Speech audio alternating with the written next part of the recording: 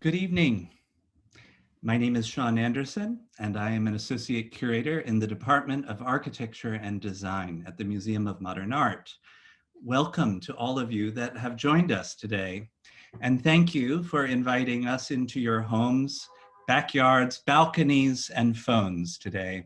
We wish to thank you, each of you, members, donors, friends, allies, for your continued support of the museum, as it is because of you we are able in part to provide programs such as this. Tonight, if you would like to ask a question, please do so using the Q&A feature that should be at the bottom of your screen. And we also have to wish a very big thanks to Allianz for being our partner for design and innovation. Thank you, Allianz. So tonight, I'm very, very happy to introduce filmmaker Boris Bertram, joining us from midnight in Copenhagen. Thank you so much, Boris, for joining us early in the morning now. For those of you fortunate enough to have seen Boris's fantastic film, The Human Shelter, it's streaming on MoMA, on the MoMA website for members. And for those who have not, you will most certainly want to watch this fantastic feature, and it's available online until August 22nd. Just a little bit of background about this film. It's been screened at more than 45 international film festivals and was supported in part by IKEA. Welcome, Boris. Good evening, or good, yeah, from here, midnight Copenhagen, and it's such a pleasure to be on board. Absolutely. And part of your show. Definitely. I wanted to talk a little bit about your bio, just for all of those who have joined us this evening. Boris is an award-winning filmmaker, and I have the great pleasure to say that he has become a very close friend of mine since we first met in 2016. And he is a filmmaker and a teacher, and his work has spanned the globe, selling his films, his documentaries, to more than 35 countries. And he's worked with very well-known directors such as Lars von Trier and Jürgen Leth. His latest documentary, The Photographer of War, was released in 2019 and was nominated as the Best Danish Documentary of 2020. And another project, which I can't wait to see, is with the artist Taryn Simon, based on her work, An Occupation of Loss. And I believe that's being released soon as well. And we can talk about that project later. So Boris, before we commence, I have to thank a number of people in the museum who have made this happen. And first and foremost, our frontline workers at the museum, whose dedication has been exemplary these past months. When we departed the offices, they chose not to, and have been a rallying cry for all of us in the museum. I must thank our team who has brought us all together today and tonight to make this happen. Harper, Ellie, Mallory, Jason, and Sean, and our always exceptional AV team, Hunter, Zach, and Fred. And I would be remiss if I didn't acknowledge the tireless work of all the medical workers who continue to selflessly take care of us every day and everywhere. And one last kind of acknowledgement I have to say is our continued thoughts and condolences to all of those affected near and far in Beirut, one of the world's most extraordinary cities. So tonight, I am speaking from Brooklyn, the traditional, ancestral, unceded territory of the Lenape and Canarsie peoples, their elders, past and present, as well as future generations, on which I am speaking and thinking today, and which we will discuss shortly, Boris. This region has always been a site of exchange through which many have traveled, and as a result, many different communities maintain ties to the place that we now know as New York. And this leads me into thinking about and talking about not only the transits that have taken you around the world for your project, but also to think about that today's statistics published by the United Nations High Commission for Refugees locates 79.5 million individuals forcibly displaced from their homes today. 30 to 34 million of whom are children under the age of 18, and 26 million of whom are defined as refugees. I feel like these are really extraordinary times we're living in, Boris, and that the notion of transit and ground and movement is very much embedded in your film. And so I wanted to start off this evening by talking about the process of making this film. Where did you begin? How did it begin? How did you choose the sites that you filmed? Well, for the viewers and newcomers here, I can tell that I went on an expedition for 2 years, filming on 4 continents in 11 countries. And the idea was to explore the notion of home in some of the world's hotspots. And when I use the word hotspots in this context, it's places on Earth where we are challenged by climate change or migration or lack of resources, and for instance, growing megacities. So it's not only conflict zones, but really where we are, you know, as humans, really challenged. So in 2016, I was traveling in Africa, working on my new film, Photographer of War, with Danish photographer Jan Graup, 8 times World Press photo winner. And he was covering the civil war in Central African Republic, and we were, you know, out covering the humanitarian crisis, you know, in and out of refugee camps. And while being there, I got this phone call from Sweden. If I would, and there was a phone call, you know, out of the blue from IKEA, the furniture maker, if I would be interested in making a film about home. And it would be the first film ever founded by IKEA. And of course I was surprised, and I got completely freedom to make this movie.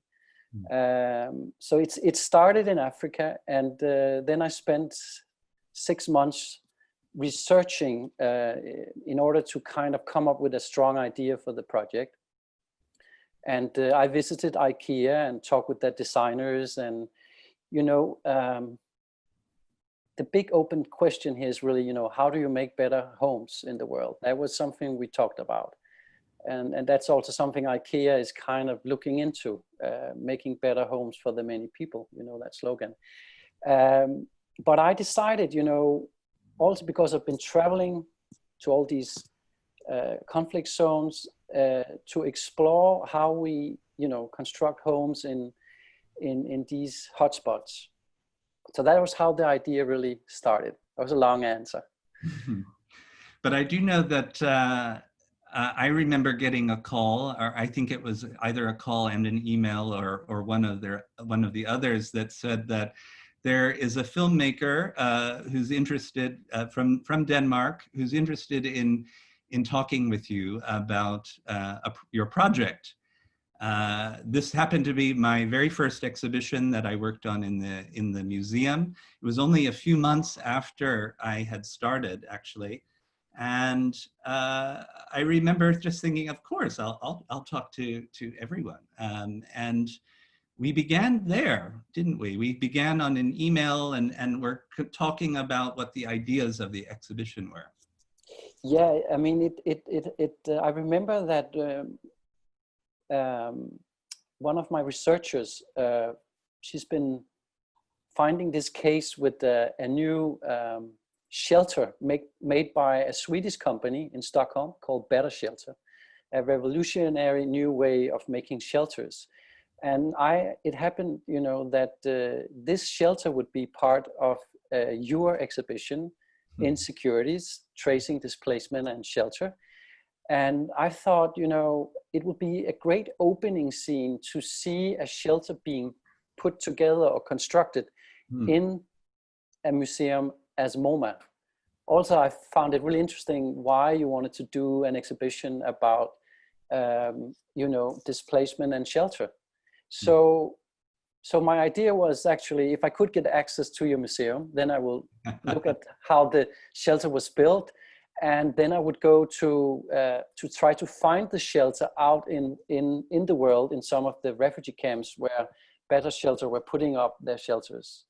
And luckily you said, you know, come to New York. Yeah, absolutely. I remember that. And I remember, I think I was probably very stressed at the moment because we were preparing the exhibition and getting ready to go into the galleries. And you were very keen to watch the process unfold, which I always liken to a kind of opera, right? There's the beginning, and then there's the unfolding, as it were, over time. And I think in those days that you were watching us and being in the gallery as well as in the office were really crucial for me, because you were the first person that was kind of forcing me to articulate this project that I had been working on and thinking about. And the project itself had come out of my own research when I was living and working in Australia and looking at the plight of asylum seekers, many of whom are still trapped on islands that are maintained by the government there. And I was very much invested in thinking about how architecture and shelter become embedded very much in the discourses around humanitarianism and I think in broader questions about movement and so forth. So I'm always very appreciative of the fact that you pulled these ideas out of me in the midst of the exhibition being built, as it were. I mean, I remember coming into your office and on your wall, you had like, you've done your research. You had all kind of shelters from all over the globe. And I think actually it was in that moment, you know, I mean, the title of the film is The Human Shelter, right? Mm-hmm. So it has to do about architecture and about shelters, different kind of shelters. Even the body can be your first shelter. And it was actually from watching your research that I got this really strong idea about that the film should be named, you know, something with shelter. And maybe I should also, you know, tell the audience, I mean, the audience and the viewers here tonight, that this shelter I was filming in MoMA, called Better Shelter, looked like a Swedish little house. And it was made out of a fabric that you isolate car batteries with. So when you knock on it, it sounds like tree. Yeah. And there's a lock on the door. There's solar panels. There's 4 windows. It's about 17.5 square meters. It's a real house. And compared to the tents I have been seeing, or plastic, just plastics put out, you know, as basic shelter, this is really something new. And after I filmed at MoMA, I went to Iraq looking for this shelter, and we started out outside the city of Mosul, in the middle of the Battle of Mosul. Actually, it was actually a war zone, and the idea was to walk in the footprints of refugees coming out of Mosul, which is a really huge Iraqi city, which had at that time been occupied by Islamic State for 2 years, and you know, really making, you know, this was kind of tyranny in terms of the way they occupied the city. And we saw people coming out, families with only like a white flag or 2 plastic bags. And then I followed some of them to this camp in Kurdistan in Arabat. Mm. And we found these better shelters there. There was 200 units. And we started filming everyday life in these shelters. So the opening scene of the film is really, I mean, it's not the opening scene, but in the chapter we made at MoMA and in Iraq, really have this transition of two different locations, a modern museum and then a refugee camp in Kurdistan. Absolutely. Yeah, no. That was a huge contrast, really. Yeah. No, I mean, I think what your film shows is that on one hand, there is a degree of a shared set of meanings that we all carry with us, and that the individuals that you are speaking with and interviewing to some degree all have that same kind of denominator of what shelter is for them. And we all, I would argue too, as individuals, begin to impose or present our definitions of what shelter can be or is in many ways. And I think what we tried to do with the exhibition was to not present a model, not present a solution, not present the kind of archetypal, this is the answer and we are going to, this is the right way to do things, but actually to provide a set of contexts, a set of scales, a set of ideas around which the idea of shelter or the idea of home can perhaps occupy for a moment. So what I think is so stunning about your film is that we are allowed to occupy these spaces, even briefly, even for a moment, and yet we are able to also see ourselves. And it reminds me of a poet, Khalil Gibran, Lebanese poet, who writes in a very nice poem that's part of his book called The Prophet. He writes, your house is your larger body. And I think, yeah, it's a beautiful poem called Houses. And I think in a way your film, in as much as showing us these contexts, these spaces, also suggests that shelter, in fact, shelter becomes our body, if not is our body, right? And so those contrasts are quite eloquent, I think, for your film. I mean, it's interesting that, you know, when you talk about the field, you know, shelter, and we talk about, you know, home. I mean, actually, shelter is our first like notion for home, when I had to make this film, I had to make up some rules, you know, and some dogmas for the film, and of course, home and housing, that's materials we're creating. You know, we're building houses, we need security, but home is also the people around us, our social relations, our friends, our neighbors. And it's also the narratives, the rituals, how we talk about home. You know, how do we celebrate Christmas? And then there's a fourth dimension, is, you know, how we are sensing home in the body. And I think what I really learned, and what also really transformed me making this film, was also understanding that home and sheltering, it really starts with the body. And I think that's why so many architects kind of have been very inspired by the film, because the film is exploring, you know, for instance, how refugees in this camp in Kurdistan, fleeing from Mosul, when are their refugee shelter becoming a home? And that's what you see in the film. For instance, there's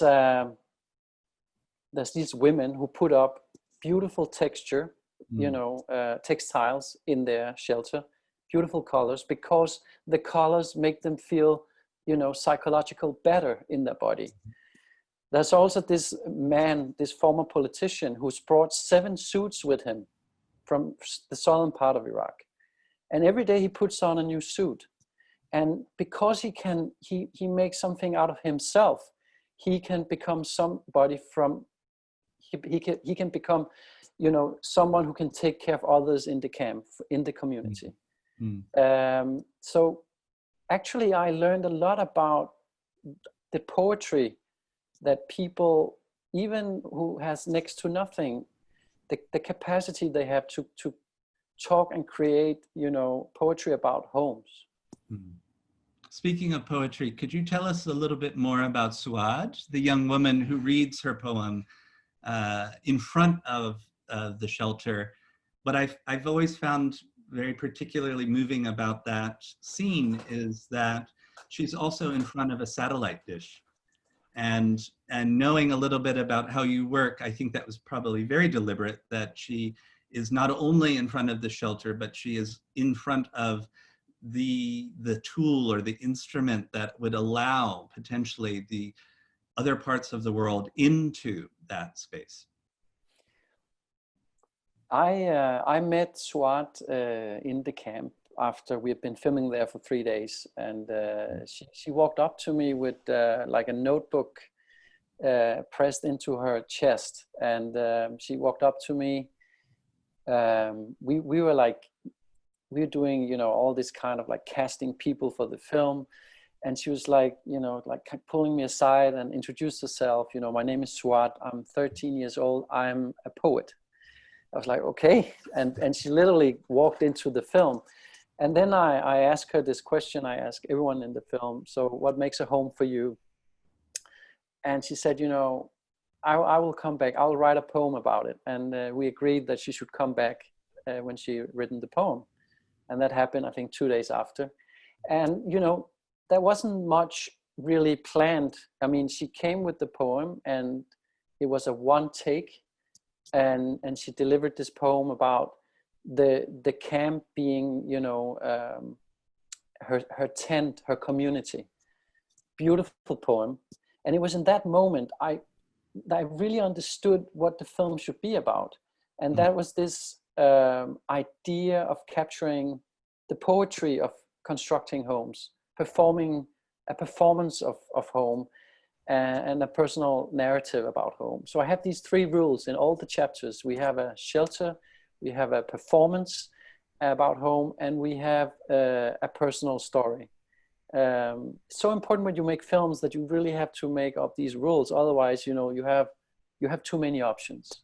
So that was in that moment I understood that this film should be about the poetry of making a home. Superb, superb.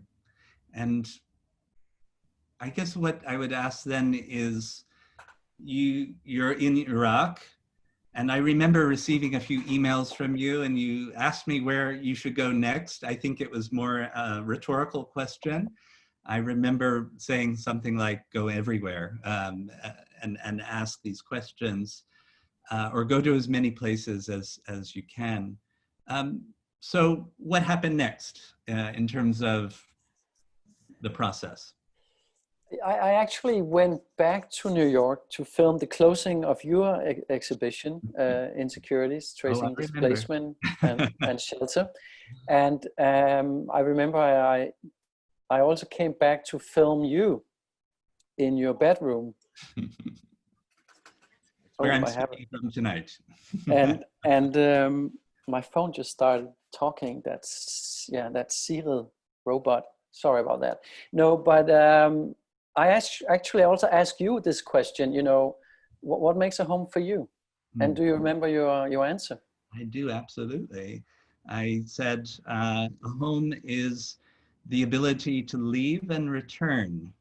And I think at that moment for me too, I was recognizing that I had done a lot of work in the field for that exhibition. And as it was closing, it's a kind of looking back at what we had accomplished as a team in the museum. I had spent quite a bit of time in Jordan, in Azraq camp and Zaatari camp. and then also thinking about experiences on Manus Island and Papua New Guinea, and other places, obviously. And that kind of, again, that movement, that ability to call a place home, to know it somehow, is still with me. And I think you and I both travel quite a bit, not now, obviously, but that again, that transit and that movement becomes so much a part of how we think about ourselves in the world, in as much as the world is brought to us, if you will. I don't want to make it sound like it's a I remember relation, but like how we bring the world around with us, maybe. Exactly, but you also pointed out that the fact that you can travel and come back, right? And I remember when I started the film, at that time, about 70 million people were displaced and in motion. So you had 70 million people in motion without a home. And in many ways, you define, to be human is very much defined by having a home, right? But so I actually remembered that I wanted to also include nomads in the film. Yeah. So I went to the northern part of Scandinavia, to Norway, just near the Arctic Circle, to film Sami reindeer herders. And that's actually the opening scene of the film, where you see these modern reindeer herders on their snow scooters and with their animals in this beautiful Scandinavian ice landscape. And for me, you have a reindeer herder, answering the question, what makes a home for me? And he says, home for me is summer, autumn, winter, and spring. The 4 seasons where my animals bring me, that is home for me. And this kind of poetry that comes from people when you actually invest time with them, it was a beautiful line, and it's actually used in a book by one of my friends now, who has been doing who's been researching the culture of Sami reindeer herders. I think so much. You were talking about dimensions earlier, the kind of the scales or the dimensions of how we construct or understand shelter. And I would say, with the reindeer herders line, we also recognize that there's another dimension, which is temporality. That home and shelter are also subject to seasons. They're subject to our understanding of time.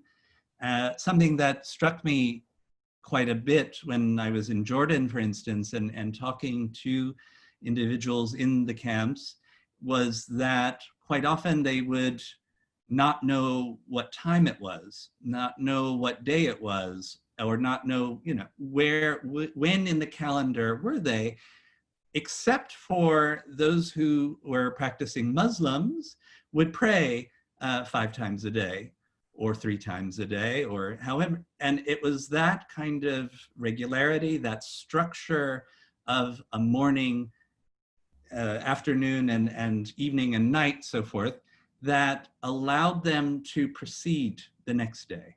And so time is embedded in shelter, and time is very much, I think, a part of your film as well. We see it in different ways.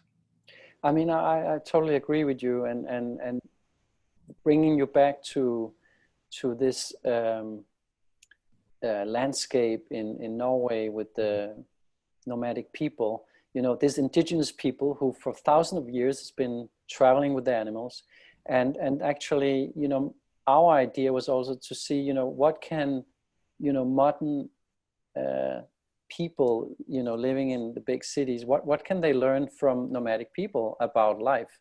And there was one phrase by this young reindeer woman, reindeer herder woman,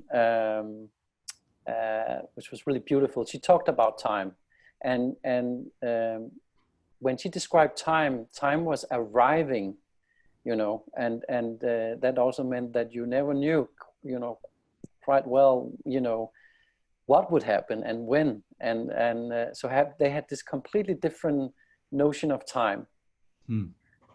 Time wasn't passing, time was arriving. And I think in general, we can learn so much from all these indigenous people around the globe who has been living in balance with nature for thousands of years. And lots of them are, you know, I mean, we are losing these, you know, unique group of, you know, culture experiments that human culture is. Every day, like, we are losing plants and animals. I think there's so much to learn from these indigenous groups around the globe. So that was also a part of the film, to have them included. Absolutely. I can't agree with you more. I think when I read of the devastation that COVID has wrought on Amazonian groups and other groups throughout the world, including refugee populations in Bangladesh, for instance, I'm devastated, because the knowledge bank, the ways in which we can learn from not only nature, but learn ways of being together, learn ways of cooperating, are being lost, and they're being lost in such a profound way that I fear that in the future we won't have the skills or the knowledge, except through the transcription of these ideas by scholars and those who have observed these behaviors. And we don't learn enough from the indigenous. We don't learn enough from these spaces and populations that know so much more than we do. And I remember you know, another destination was Hawaii. Also has a you know, long tradition of indigenous people exploring the Pacific, almost like space travelers. Like they before, you know, like if you really go back in history, they were like exploring the Pacific, going from one island and then going to another island, bringing plants with them, and without knowing what was, you know, ahead of them. And in Hawaii, we actually shot this chapter about this NASA space experiment, where they have a site. Yeah, what good timing, I have to say, about that moment in the film. Yeah. Yeah, I mean, the question was, so how, you know, a lot of people think we should have a plan B for the planet, and NASA is working on that one with, you know, going to Mars. And in 2024, they will put the first shelter, you know, the first Mars habitat on Mars. And so we visited this training site where they have a dome completely built like a Mars habitat, where you have astronauts and people who train for that living there for 8 months. And, you know, I had the chance to be in contact with them. They cannot be in contact with anyone, only like headquarter in NASA headquarter, right? And they are putting on their suits when they're going out of the habitat. And I asked them to make these like personal diaries being on the journey to Mars. And they were bringing up all these, I asked them what objects did they bring on this journey. And so funny to see, you know, one talked about a plant, another one about a rock from where she was born. And then there was a young woman who brought a violin. And the first thing she did when they actually got out of the Mars habitat was to play her violin, because she couldn't really play it in there. There were 6 other people, and, you know, she wasn't really very popular with that violin. But she also expressed, she had this one line about, you know, what made her, you know, feel at home. And she talked about the fact that, you know, that as human, we can, you know, explore. That makes us, you know, human. And it's also you know, part of our nature to explore. And when in this time where a lot of us are in quarantine, we can then explore what is in our neighborhood, or you know, we can even, but to be aware of this, to be in motion as a human being and to explore is also a way of feeling at home. Yeah, yeah, absolutely. It touches on the kind of almost contradictory nature, if you will, of humanity. On one hand, we build buildings, we make shelter in some sense to root ourselves, to kind of stabilize ourselves, if you will. And on the other hand, there always the desire to move and to travel, or to look outside of our windows, as it were. So we can imagine, we can project, we can walk around the block, etc. And it's almost this balance that we all have to perform as individuals, as humans, as communities, that then becomes fundamentally questioned and destabilized by climate change, by war, by the displacement of so many people. And you realize that when we are in transit, at least for me, the being at home is something like a memory. It's something that is behind. And to a certain degree, like what you mentioned earlier with the reindeer herder, is that time is always arriving. So we're always getting closer potentially to home. So what I would like to think about tonight is maybe, is this movement, is this transit, and the kind of, when you started working on The Photographer of War, for instance, I know that he moves around quite a bit in that film. And so did you find any similarities when you were working on that film?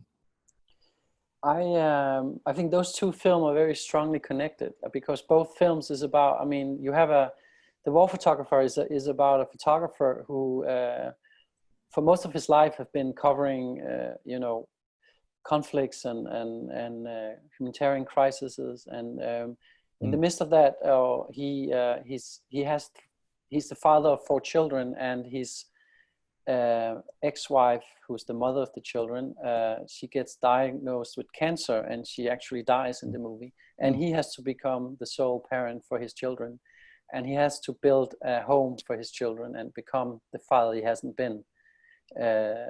So that there's a similarity there, but I wanna go back to what you pointed out about that we as human beings, we are in many ways in movement. I mean, not many of us live in the same house where we were born, right?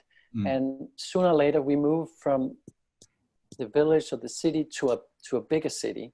Yeah. So in a way we are constantly living in an unpermanent home. I mean, that we have to make into a home. So in many ways we have to get used to this kind of as you called it, transit in our lives. Yeah. And I find that really, you know, interesting, just to be aware that that is okay, you know, and the feeling of home can change. And we are in a way very nomadic, some of us. So that is, I think that is something we discuss in the film. There's no really, you know, one answer to this. But the film, I hope the film can inspire people to get in contact with their own notion of home. Yeah.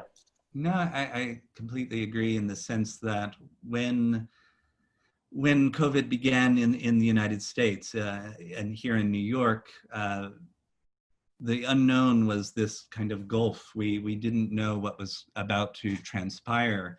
And I remember bringing all of my books from the office, or most of my books, back from the office home, and thus began, in a way, this new experience of not only working and thinking from home, but really being inside. And it brought me to this realization about the inside versus the outside.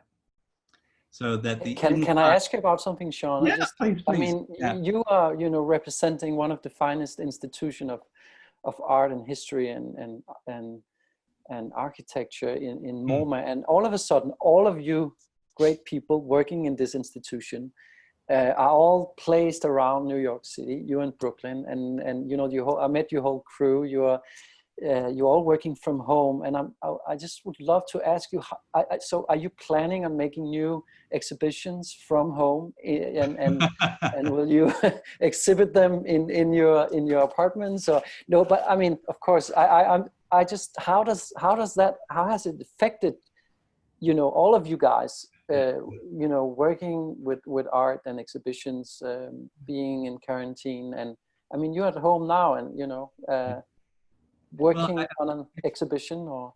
Yeah, no, I would just first say that, you know, we are incredibly fortunate to be able to sit at our table or a desk and communicate on Zoom. We can communicate now throughout the world. Not that we didn't before, but now we see each other and we're having these conversations. So it's an extraordinary privilege to be able to transfer and translate oneself to one's home. But I would argue that I think our thinking as individuals and people in the museum didn't stop, but we adapted. And that's what I think is so fascinating too about your film, is we see adaptation. We see that the human, the individual, no matter the circumstances, will attempt to find the ways or the means by which to adapt to that situation. I certainly, there's a lot of adaptation in you know, in these 7 chapters in the film. We have a truck driver in Uganda who you know, planted a seed for a tree 15 years ago, and now he's living in a tree house, trying to put awareness to, you know, saving the forest in Uganda by living in the tree. But it's also interesting right now, as you mentioned, you know, you're adapting as museums workers to create something new. I think all around the globe right now, we are, for the first time, maybe as being humans, we're exploring the same condition with this pandemic. You know, everyone is kind of exploring the same thing, and we can follow each other on our smartphones and our, you know, and in a way, I think this creates some kind of community feeling on Earth right now that really make Earth our mutual, or you know, home right now. And I was just wondering how it has affected, you know, you guys, in terms of like maybe how you see your jobs, or in terms of what you want to create in the museum. For me personally, I'll just speak from my own experience. I have found this time to be incredibly productive personally and creatively, and being allowed in some way to not only, I mean, we have meetings on a regular basis. We didn't stop having our conversations. We didn't stop working on our exhibitions or our publications in any way. And so that continuity wasn't a big leap for us necessarily. I think the bigger leap is to be able to see all of your colleagues in a grid on a screen in your bedroom. That's quite different. But once you realize that we are in the communal spirit, as you suggest, we went about our business, and so forth. I mean, in that, you know, saying that, I want to bring back the chapter about the Mars habitat. And in that chapter, you meet a professor from NASA, Kim Benstead, and she comes with this anecdote, you know, that when she was born in a city outside Chicago, and as a child, her house was her home, and then she later on, you know, went to high school, and she moved to Chicago to study at university, and Chicago became her home.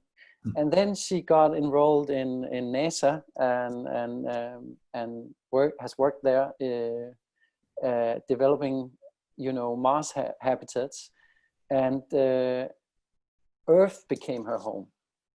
And I think it's really interesting also with the younger generation now, that they really understand that we need to look at Earth as our, you know, our house all together.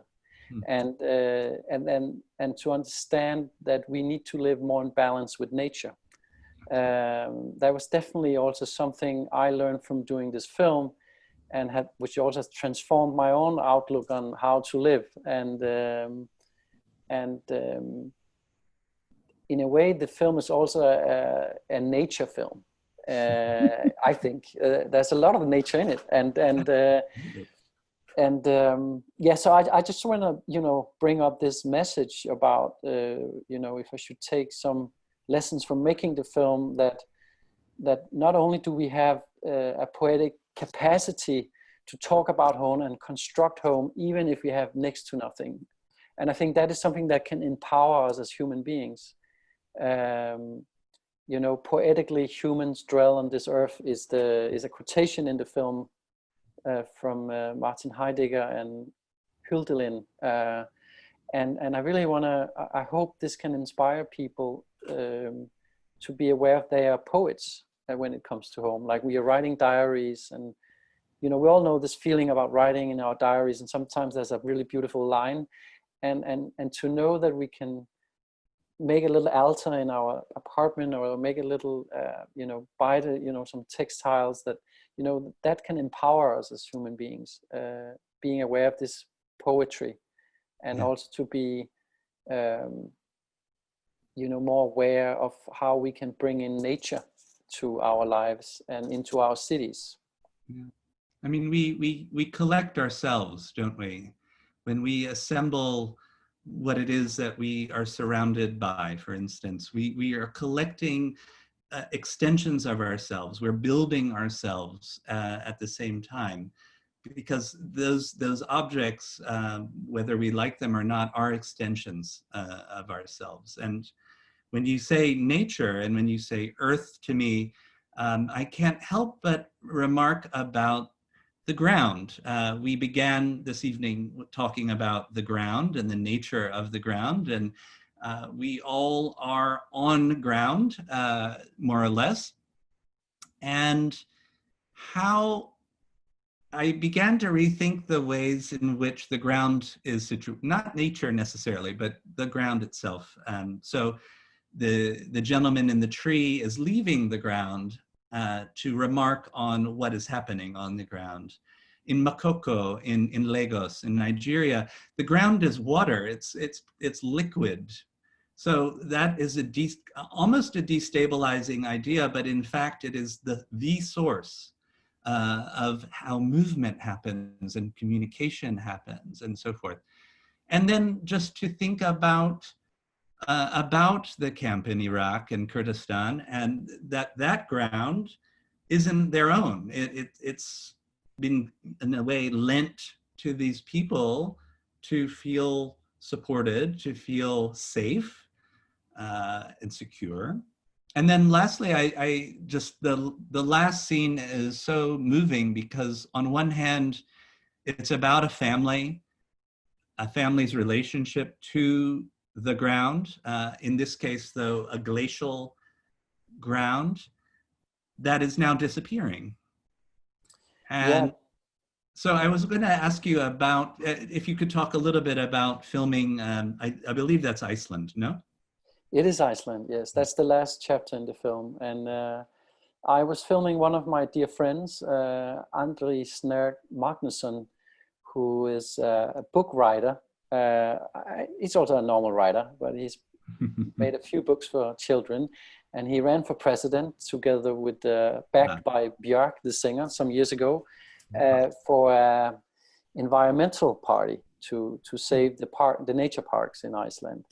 And his family has for 4 generations monitored one of the biggest glaciers in Europe, the biggest ice cap, called Vatnajökull. And they have built this very basic observation shelter next to the glacier. And when he was a child and he came up there, the house was just next to the glacier, literally. And in the film, he brings up his children to see the house and to see the glacier. And the glacier is, at that point, 3 kilometers away. It's been melting. And he comes up with this really, how should I put it, philosophical, but also very bleak description of time and the glaciers around the globe. And his point is then when his daughter will be the same age as his grandmother, the daughter's great-grandmother, the glacier will be gone. So within the lifetime of his daughter, when she gets as old as her great-grandmother, we will have the biggest glacier on Iceland and in Europe will be gone. And it will have a tremendous impact on our environment. And his point is also that it's at the moment, humans have it's very difficult for us to understand the changing of nature and time, because now things are changing not with the regular, geographical speed, but with the time of human speed, and that is a completely new paradigm shift for us. This, how things are changing and the rapid speed we're seeing this. So he's trying to put focus on what's going on in Iceland, and also to live more in balance with nature, and to appreciate that as when you're making a home. So there's also hope, I think, in that chapter. But you're right, it is a moving scene where they're standing there next to the glacier. Yeah. I think about so much of what we've been talking about today, this evening, is not only our own kind of recognition of time, our own recognition of who we are in time, and often in the place that we are making, but so much of this is undercut, if you will, by the disappearance of habitats and ecosystems, and the disappearance of communities and individuals in countries that are now suppressing these movements of people. And so I wanted to, because we have only 3 minutes left, Boris. This time has gone by in a flash. I wanted to ask you, what are you working on now? Well, actually,